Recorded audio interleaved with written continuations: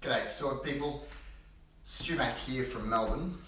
We're returning back to training again, and it's important to recondition our bodies slowly. In my experience working with clients, the most common time of re-injuring old injuries or getting new injuries is in the return to activity. And all of them, the mix of anxiety that's associated with COVID-19 means that there's probably a whole bunch of stuff that's chemically changed inside our body, which makes it more likely that you'll get an injury, especially through things like tendons. In returning to weapon work, we find that the wrist, the forearm and the elbow are the most common places for a person to experience injury of some kind. These are the highest risk when it comes to working with weapons, especially introducing training and continuing training. Even if 3 or 4 months ago you were training heavily, they can be deconditioned. And so the return back into training and the return back into conditioning is a gradual one. So this drill that I've got here today is very simple. 2 drills, they work back to back. You only do them 6 to 10 times, that's it, once. So you do the first drill on both sides of the body, then you do the second drill on both sides of the body, that's it. You do that for 2 days in a row, then you have a day off. Then you do another 1 or 2 days in a row and you have a day off. And you just see how you're going. The idea is not to feel sore, not to feel fatigued, not to feel like you've pushed yourself hard. You do that for at least 2 weeks to just condition the arms into doing these exercises.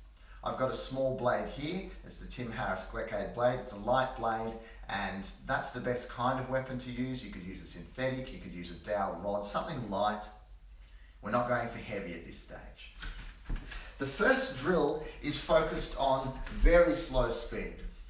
You adopt a fighting stance, so it's a small weapon, doing a backsword kind of stance or a small sword stance.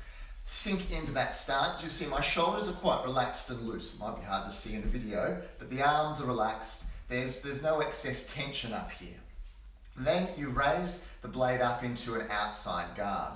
So I'm guarding the outer quadrant here, and you try not to do any of this leany stuff that people do. Try and be nice and horizontal through the shoulders. So we're in this upright position. You know where your center of gravity is. You bring the blade up, the shoulders are packed loosely and comfortably down, and you're guarding the outside quadrant. Then you just do a really simple thrust, really slow. The goal here is accuracy and no sense of fatigue. We do 6 of these. We go up, 1, and down, and then 2, and down, and 3. You'll see I play. Sometimes I rotate the wrist, sometimes I don't, because the goal is not to be training the technique. The goal is to condition all the muscles that are involved in the technique. We just do 6 of these. Stay nice and relaxed. I haven't been counting. I'll call this one 6. Nice and controlled. And then we swap to the other side. Adopt your stance, get into guard, and 1. Relax the shoulders. 2. Nice and slow, nice and controlled. 3. Now you'll see I'm going for a high thrust. I'm aiming for somewhere around about the base of the throat to get up nice and high, so that when I'm in the top position, I'm in this kind of shape here. That's what I'm aiming for. You might choose to aim for something lower, okay? Or you may choose to go a little higher. There are different ways you can have the weapon. You can go for something like this if you're more of a rapist or a small swordist, okay? And you can just come into this high position, side on and down, high position. Again, the goal is slow and controlled. You do 6 on one side, 6 on the other side, that's it. Then you do this next drill. The next drill is simply increasing the speed of the thrust and sinking a little lower into your stance. So whereas before I was here, this time I'm down lower. It gives it more load through the legs. They need to get conditioned as well. So we come into our guard and then we go a little bit faster.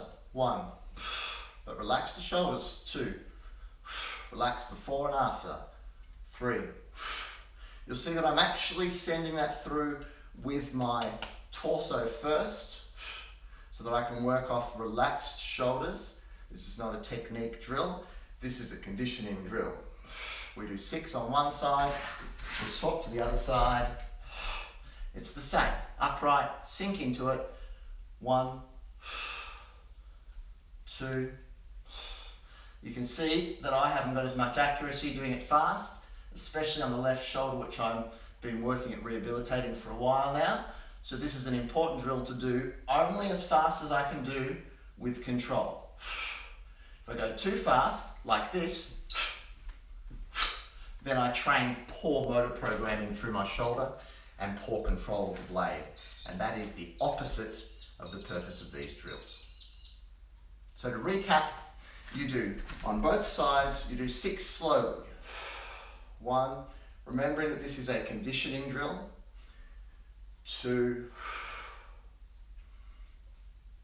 then you do the other side, then you do 6 fast. 1, 2, just like that, but not too fast. Fast enough to still have control. Then you stop. That's all. You do that once a day. You don't do multiple repetitions of it. You do one set slowly, 1 set fast, alternating from right to left each time. You do that once a day for 2 days in a row. Then you have a break. Then you do another 2 days in a row. Then you have a break.